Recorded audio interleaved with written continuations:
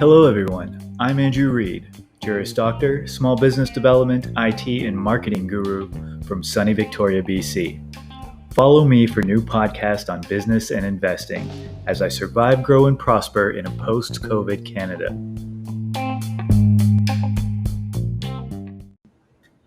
Disclaimer: my podcast and YouTube content offer very generalized information that has been beneficial to me, but always do your homework. Make sure that any moves you make are truly in your own personal best interest. Nothing in my content constitutes advice of any kind, and continuing to listen constitutes acceptance of this disclaimer in its entirety. Today's topic is hedging the risk that you no longer are alive tomorrow. For my super beginners, hedging means, in this context, offsetting the risk with strategic balances, aka maximizing enjoyment in efficiently planned increments to make life worth it if tomorrow is a no-go. Today we will talk about 3 ways of reducing expenses. 1, your house and your car. 2, thrifting and buying used. And 3, making sure your hobbies are budgeted and reasonable. I've said this a million times in my life, and I will reiterate here. My simple foundation for all personal wealth creation involves manipulation of 2 variables, income and expense. Increasing your income and equally reducing your expenses are the only logical ways of increasing your personal wealth. This particular podcast focuses more on the expense reduction side. But more importantly, it's about balance. And to get a little bit philosophical here, I question if the point of life is to suffer for 40 years so that you can enjoy the last 20 or so with economic freedom. Or is one better off enjoying the more youthful years, considering these later years are anything but guaranteed? The balance between those generalized extremes and the resultant goals will depend on your own personal philosophy. For me and my own personal balance, I want some freedom and wealth after I retire without question. But I also want to enjoy my last few years of relative youth as well.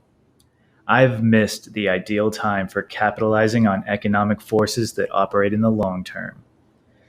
For instance, like having my invested savings in my 20s turn into millions by retirement through the power of compound interest. So in order to balance it out, having started later, here's what I've done to live a comparable life to the modestly wealthy without spending the same levels of money, and therefore making sure I'm at least building some retirement investments, including potential savings for real estate, franchises, and other opportunities for my money to grow on a bigger scale. Number 1, house and car.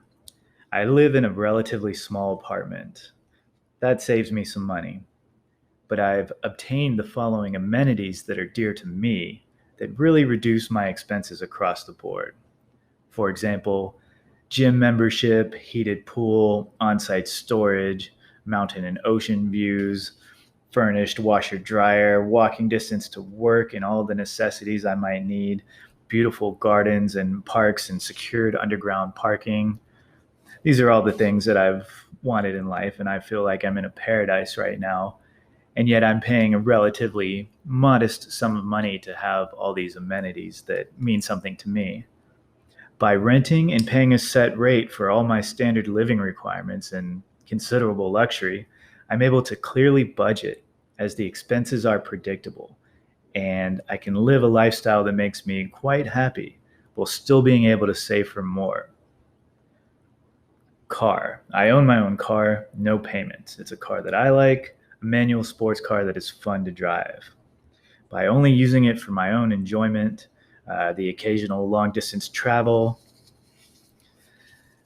due to living so close to my work and having a pedestrian oriented community, I've been able to reduce the average expense of driving, including full coverage insurance, to less than $200 a month. This includes gas. This is saving for maintenance and repairs. So it's really a modest sum to have the potential freedom of a car, and a car that I really like as well.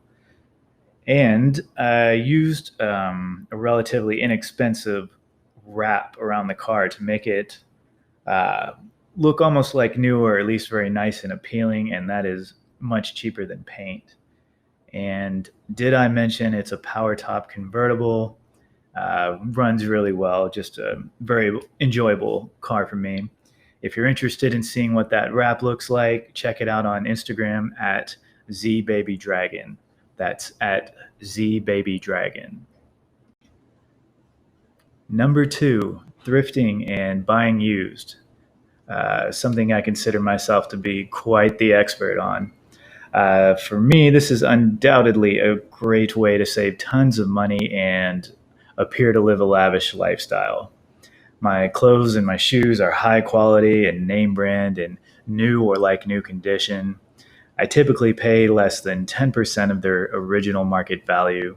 This goes for furniture, household items, musical instruments, and other hobby materials, electronics, artworks. We could go into this in greater detail another day, but don't underestimate the power of reducing these expenses. The power of reducing these expenses for your bottom line. It's pretty significant. Number 3, controlling your hobbies. So with hobbies, you've got to limit this budget here. You got to get creative. That's what I tell myself, at least. I'm a man of many hobbies, including auto racing, everything music, travel and exploring, anything on a boat or related to a boat, other than fishing, long story, live entertainment, restaurants, barbecue, going out. I mean, the list goes on. So I have to dole these out to myself, pre budgeted, and typically through a reward system. So, for example, when I complete a smaller goal like restraining from a bad habit for a 7-day period or increasing the pounds on the weights that I'm lifting, I will then allow myself to unlock the personal spending budget for my reward. This can be churned to or tuned to current deals to save additional money. For example, pre whale watching tourist season would be a great time for a half off ocean adventure on a boat. Or combined that restaurant trip reward with another goal, like meeting with a potential investor and buy them dinner, and then you get your delicious food reward, and you've progressed along a pathway of your goal. The goal is to restrain yourself for now and to have it operate as a positive reinforcement for achievements in your life journey. So again, it's another balancing act. The final tip: when possible, monetize that hobby. For example, I use traffic from my car's social media page to attract customers for my side hustles, like my marketing or my IT companies. So be creative and have a little fun, because even though tomorrow isn't guaranteed, it is highly probable.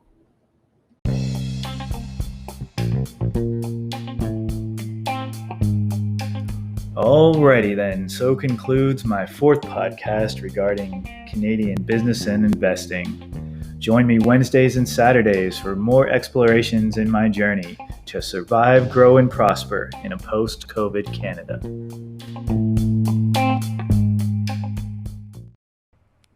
For up-to-date news and content, follow me on Instagram at Canada Stock Market. At Canada Stock Market.